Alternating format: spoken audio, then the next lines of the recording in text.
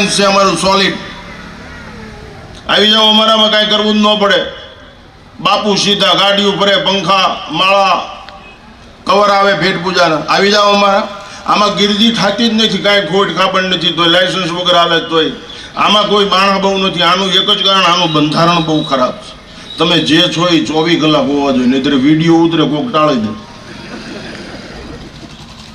50ની not 24 કલાક 50 હોય, સૂર્ય 24 કલાક 50, ગાય 24 કલાક 50, આપણી માં 24 કલાક આપણી માં. એ થોડું કોમ્પ્યુટર છે કે 12 થી 2 લાઇટ વહી ગઈ નહીં ધવરાવું એમ કે કોઈ દી? આપણે 24 કલાક માણસ છે.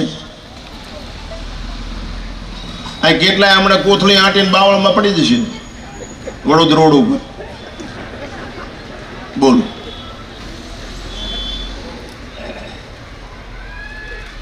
આ મંદિરમાં નાગેશ્વર મહાદેવ પધરાવવામાં આવશે. મૂર્તિ માણા નાણાં ખર્ચીને પાણાને ભગવાન બનાવે.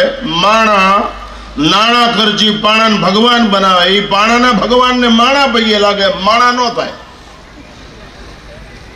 નગર એની માં વારામાં હોય, એનો બાપ બહાર કુંડાળે બેહી રહે. યાદ રાખજો, જે ઘરની અંદર વૃદ્ધ મા બાપ નથી ને એ ઘર શમશાનથી બેદન સંસ્કારહીન છે. અમને હાર પહેરાવીને શાલ ઉઠાડવાથી તમારું ભલું નહીં થાય. પહેલા તમારા મા બાપની સેવા કરો. તમારી પ્રજાને ગાયનું દૂધ પાવ. મસલ્સ પાવર જોઈએ, માઇન્ડ પાવર જોઈએ, મની પાવર ન હોય ચાલશે. રાષ્ટ્રની ઉન્નતિ ઈચ્છો છો, રાષ્ટ્રના પાયાને મજબૂત કરવા ઈચ્છો તો સુખની પરવા નહીં, સુખ વહેંચી દેવું, દુઃખ ભોગવી લેવું, એ લોહ પુરુષ છે. બાપુ બધી નીતિ અખતિયાર કરી લીધી રાષ્ટ્રના એકમ માટે. અમુક પ્રસંગો જાહેરમાં બોલવા જેવા નથી, પણ એને કરવા જેવા એટલે કરી નાખ્યા. તમારી તાકાત છે. એ બધા શિવાજી મહારાજ છે ને, ગુણથી ઓળખાવ, ગુણથી. મહારાણા પ્રતાપ ઓળખાય, સબરી ઓળખાય, રામ. મેં હમણાં કીધું જાંજમાં, ગુણથી. તમારું સંતાન ગુણવાન હોવું જોઈએ, શીલવાન હોવું જોઈએ, ચારિત્રવાન હોવું જોઈએ.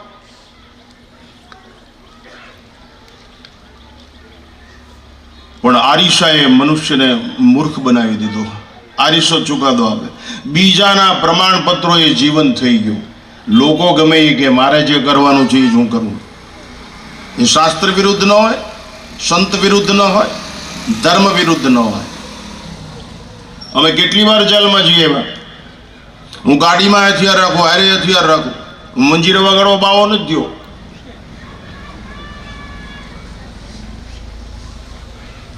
બાપુ અમારા આશ્રમમાં કોઈ આવતું નથી ચેકિંગ કરવા, તોય મેં કોઈ દિવસ 1 યુનિટ પાવરની ચોરી નથી કરી. મારા આશ્રમમાં વ્યસની માણસ ડેલાની અંદર કરી નો એક ભૂલ છે, અને આવી જાય હાજો ન જાય. ખાતા શીખડાવો, ગાતા શીખડાવો, રમતા શીખડાવો, લડતા શીખડાવો. વલ્લભભાઈની પ્રતિમા છે, અંબાલાલ પટેલ, મને યાદ છે એની બા હીરામાં. એમના પત્ની જયાબેન. અંબાલાલ પટેલ 99 વર્ષ જીવ્યા ત્યાં સુધી એને સેવા કરી. એ જે રોડ ઉપર જાય રોડ ઉપર ખાડો ન હોય, જે રોડ ઉપર જાય ઉપર ઠેસ ન વાગે, એ જે રોડ ઉપર જાય અહીંયા છાંયો હોય, લીમડા વાવેલા હોય, એ જે રોડ ઉપર જાય એમાં પરબ હોય. અંબાલાલ પટેલે 99 વર્ષ સુધી, આ સત્ય ઘટના છે, 99 વર્ષ સુધી સમાજની સેવા કરી. એનું શરીર શાંત થઈ ગયું. ગામના લોકોએ નક્કી કર્યું કે અંબા દાદાની મૂર્તિની પ્રતિષ્ઠા કરી આપણે ચોકમાં.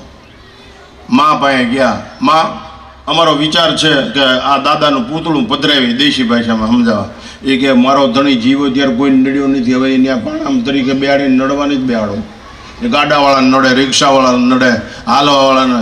એ કે માં એવું નથી, એનું બાવનું બેહાડીશું, એનું પૂતળું બેહાડીશું ને તો એ અમને પ્રેરણા આપશે કે અમને 99 વર્ષ સુધી સેવાનો ભેખ પહેરી અને સમાજની સેવા કરી છે, પ્રાણી માત્રની. એક પ્રેરણા આપશે, એક સદગુણનો દીપક જ્વલંત રહેશે, એક પ્રેરણાનો સ્ત્રોત વહેતો રહેશે, અમારું માર્ગદર્શન રહેશે, અમારા માટે કેડી કંડારેલી રહેશે. ઓકે, તો પધરાવો. પણ તો મારી એક શરત, તમારા દાદાનું પૂતળું પધરાવું તો એને પૂતળાની અંદર એક ખાડો કરવાનો અને એક પ્લેટ મૂકીને 2 ખાડા પાડી દેવાના, નોખા. બધા કે આવું પૂતળું, એ કે તો અમારી આ નગર તમારે ગામ હાથીનો પગ છે, ગામે કરવું એમ કરો. તો બધાએ કીધું કે માળી રાજી રહે એમ કરો. માળી કે અનાવરણ વિધિ તમારા થયો. એ કે શું કહેવાય, એ કે તમારે ખુલ્લું તમારે મૂકવાનું. કે ભલે લ્યો. એ ભાઈ જયપુરમાં બનાવ્યું સ્ટેચ્યુ ને બધું, પર આ બધું વિધિ થઈને માળીને બોલાવ્યા. તો એક બાજુ હું દોરે બાંધેલે ચશ્મા ને 2 બહેણ્યું લઈને માળી આવ્યા અનાવરણ કરવા. ગામ આખું ભાઈ ઢોલ લગારા ત્રંબેઓ. બધાને એમ થયું આમાં ફૂલનો હાર છે, આમાં પ્રસાદી છે ને એ બધી કલ્પનાઓ જુદી જુદી કરવા માંડ્યા. ડોશીમાં આમાં પ્રસાદી લેવાય છે, આમાં ફૂલનો હાર છે ને હમણાં પહેરાય છે ને પ્રસાદી બધાને વેચ છે. માળીએ તરત જ બરણી ખોલી, એકમાં ઝાયર ભરેલી ને એકમાં પાણી. ખોપરીના ખાડામાં એક વાર ઝાયર નાખીને એક વાર પાણી નાખીને એટલું જ બોલ્યા, મારે ધણી જીવતો ત્યાં ઓરે સત્કર્મ કરતો, અત્યારે એનો પૂતળું પણ પક્ષીઓને ચણવામાં કામ આવશે ને બરફ થઈને પાણી પીશે. આ બાપુ કોઠા હુજવાળી માવડિયું કહેવાય. એને ત્યાં વલ્લભભાઈ જન્મે બાપુ. બાકી ભૂતરો ને ગાંઠિયા ખાઈને માવો ખાઈને બીડીયું પીવે. અત્યારે સિગરેટ સુરતમાં હું તાપી રોડ ઉપર નીકળું, ઘણી દીકરીઓ પોણા ભાગના કપડા ન પહેરે સિગરેટ પીતી હોય. એનો બાપો ઈજડો કહેવાય, નકર કાર્ટીસ દબ્બી દેવા ભડેંગ બાપ આવે. આવી શું કામ જવાનું?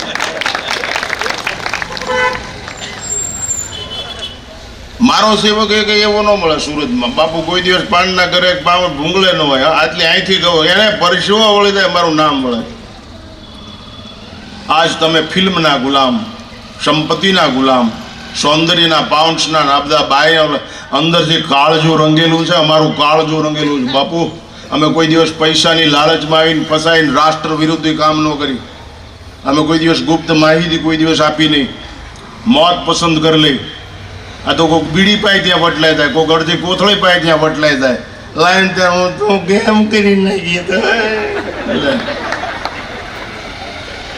એવી માયુએ આવડાને ધવરાવા કરતા મરડી નાખવા જોઈએ. તમારી પ્રજાનું જીવન ગૌરવ. આ પ્રતિમા છે ને તમને સંદેશ આપવા માટે, તમને ઉપદેશ આપવા માટે, આદેશાત્મક દર્શન છે. આ અહીંથી કંઈક પ્રેરણા લેજો કે મારું જીવન આવા દિગ્ગજ પુરુષ જેવું, આવા પ્રેરણાના સ્ત્રોત રૂપ જેવું, લોહ પુરુષ જેવું બને. હું 8મું ધોરણ ભણતો ત્યારે મેં ઇંગ્લિશમાં સરદાર વલ્લભભાઈ પટેલ વિશે પ્રવચન કરેલું. 8મા ધોરણ, the iron man of India. ત્યારે મને 8 રૂપિયા ઇનામ મળેલું. 1960માં કે 58 એમ કંઈક, બહુ યાદ નથી. અત્યારે હું 75 વર્ષનો છું. તમારી આમ રોજ 400 કિલોમીટરની મુસાફરી કરું છું. રોજ 3 સભા સંબોધું છું. એક જ માટે, એક જ સુજલામ સુફલામ મલયજ શીતલામ સસ્ય શ્યામલામ વંદે માતરમ. ભારત માટે. હમણાં મારા એક સેવકને મેં કીધું તું આ સંઘમાં જજે વર્ગમાં. મને કે અમારા માતાજીનો માંડવો છે ને એટલે કે હું એમાં નહીં જાઉં. મેં કીધું એ માં બધી બોટલામાં વાળીને મૂકી દે. આ ભારત માતા પહેલા આ માં છે એટલે જ બધી માં છે, નકર એ કઈ માં વગર ન થઈ જાય. માણસોને ખબર નથી આપણી માં છે, આપણો બાપ છે, આપણું સંસ્કારનું ગુરુ છે, માતા પિતા બધું સર્વસ્વ આ માતૃભૂમિ છે. અને એ માતૃભૂમિ માટે આ પુરુષ જીવન. બાપુ વકીલાત કરતા કરતા તાર આવે કે your wife is expired. Sardar Vallabhbhai Patel તાર વાંચીને ખિસ્સામાં નાખી દીધો ને વકીલાત સાંજે 6 વાગ્યા સુધી કરી. પછી બધા વકીલ મિત્રોએ મેજિસ્ટ્રેટે કીધું શેનો ટેલિગ્રામ છે વલ્લભભાઈ? એ કે મારા ધર્મપત્ની દેવ થઈ ગયા. બાપુ વકીલાતમાં એક મોઢા ઉપર અસર ન થવા દીધી બાપુ. અસર નકર પોતાની પત્ની ગુજરી જાય એટલે આપણે 2 રૂપિયા ખોવાઈ ગયા હોય તો પેલું કામ સકોડા બળા દાડે હલર આંકવા માંડ્યા, એની ઘોડે ફરવા માંડે. 1-1.5 કલાક માવો મોળો મળે ત્યાં કેટલું બોલવા માંડી, બબડવા માંડી. 10 મિનિટ લાઈટ વેચે છે ત્યાં બાવરસ વાળાને ગાળ્યું દેવા માંડી. લે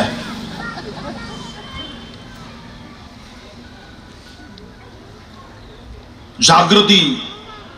આજ દડવા ગામે નક્કી કરવાનું છે કે ભગવાનનું મંદિર તો થશે પણ આપણા સંસ્કાર, સંસ્કૃતિ, પ્રકૃતિ, વિકૃતિ નષ્ટ થાય એવું માર્ગદર્શન આપતો લોહ પુરુષ આપણા ગામની અંદર આવ્યો છે. ધોળાધાના ભગતની જગ્યાના અંદર મેં પ્રતિમાનું અનાવરણ કર્યું ત્યારે હું બોલ્યો હતો ત્યાં એક પ્લોટ એવો તો બધાય કચરો નાખતા ને બધાય બાંધતા અને બધાએ અરજી કરી કે આ પ્લોટ અમારે જોઈએ. પછી મને પૂછ્યું એટલે મને કીધું એક કામ કરો, ધના બાપાને બેહાડી દો અને બધી સમસ્યા હલ થઈ જાય. બાપુ ધના બાપાનું સ્ટેચ્યુ ત્યાં બેસાડ્યું, બધી સમસ્યા હલ થઈ ગઈ, બધાનો પ્લોટ થઈ ગયો, કચરો નાખતા બંધ થયા. બાપુ એકવાર રામને અંદર બેસાડી દો ને તો બધા કામ થઈ જાય. એકવાર કૃષ્ણને અંદર બેસાડી દો. ચંદ્રશેખર આઝાદ, વીર ભગતસિંહ, મહારાણા પ્રતાપે આ શિવાજીમાં રાષ્ટ્રને બેસાડ્યું, રાષ્ટ્રને, માતૃભૂમિને બેસાડી.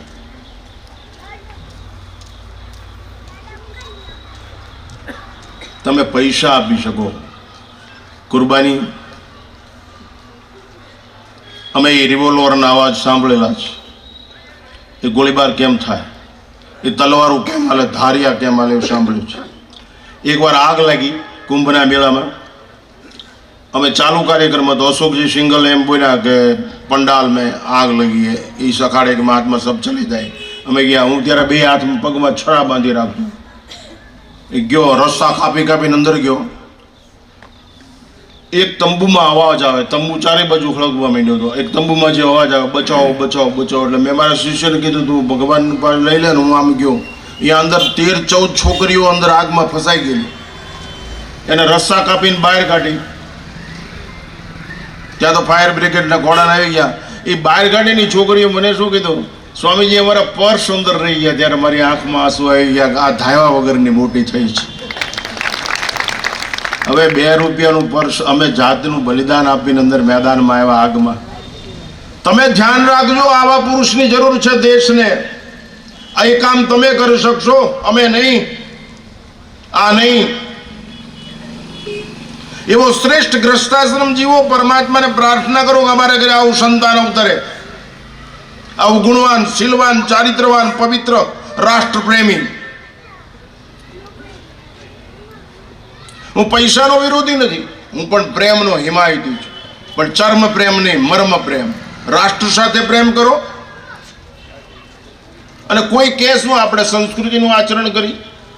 અમે કોઈ દિવસ 1/2 લીટર શું એક કોગળો પાણી બગાડતા નથી. અમે વૃક્ષ વાવી જ છીએ. હું પોતે ખુદ વૃક્ષ વાવ. મારી પાસે કેટલાય વૃક્ષો છે, બગીચો સરસ.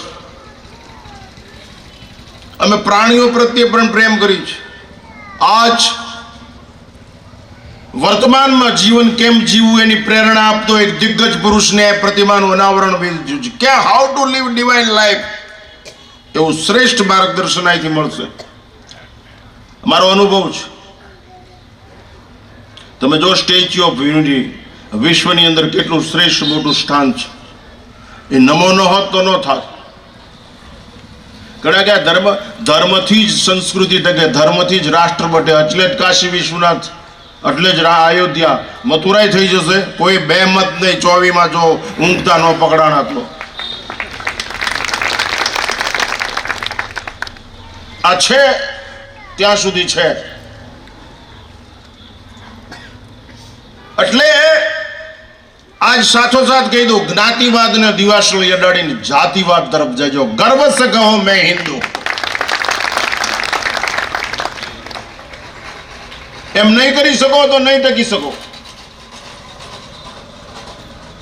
મને કોઈ ગણે કે ન ગણે, મને કોઈ માને કે ન માને, પણ આ મારી માં છે. બાપુ શાસ્ત્ર ને શસ્ત્ર બેય રાખજો. શાસ્ત્ર ને શસ્ત્ર બેય રાખજો, તો જ ભારત માતાનું વસ્ત્ર બચશે. નહીતર ભારત માતાનું વસ્ત્ર નહીં બચે. બે જોશે, શાસ્ત્ર ને શસ્ત્ર. આવતો સમય એવો આવશે, શસ્ત્ર જોશે જ. એમાં બે મત નહીં. Civil war.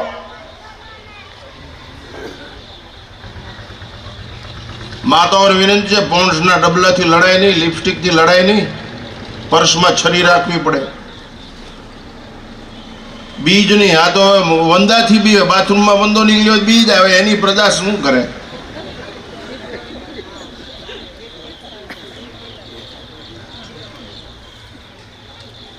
એટલા માટે માતાઓને પણ વિનંતી, આ બધે પ્રેરણાનો સ્ત્રોત છે. આ દીપક પ્રગટાવવામાં આવ્યો છે. દડવા ગામની પ્રજા બહાર રહેતા હોય, અહીં રહેતા હોય, ગમે હોય, અહીંયા ભારતીય વૈદિક સંસ્કૃતિનું દીપ પ્રાગટ્ય થયું છે. આ પ્રકાશનું પર્વ છે. From darkness to light. પ્રકાશ તરફ એક ગતિ થઈ રહી છે, પ્રગતિ થઈ રહી છે, શરણાગતિ થઈ રહી છે. આ દીવો પ્રગટાવ્યો છે, તમે બધા એક એક ટીપું દિવેલ પૂરજો. દરેકની નૈતિક ફરજ છે. એક એક આ દીપકમાં એક એક ટીપું દિવેલ પૂરજો, અને દિવેલ નો પૂરી શકો તો ફરતા ઊભા રહેજો, જેથી પવનના ઝપાટા એ ઓલવે નહીં. અને ઈ નો થકે ને ઈ નો દિવેલ નો પૂરી શકો તો કાંઈ નહીં, અને ફરતા ઊભા નો રહી શકો તો કાંઈ નહીં, પણ ફૂંક મારીને ઓલવવાનું પાપ ન કરતા હોય.